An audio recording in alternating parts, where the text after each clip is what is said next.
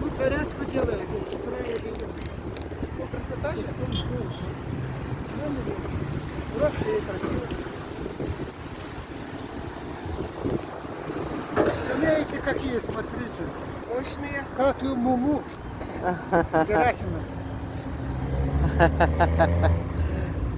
Очень Вот мощный. половину сделали вот так.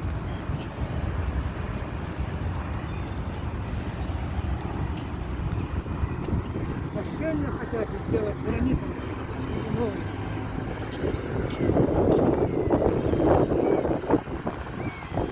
вообще это надо сделать, и здесь вот лодочные станции надо сделать. Чтобы дети катались на лодках. Сайсари, Кебі. Священное озеро Сайсар. Ага.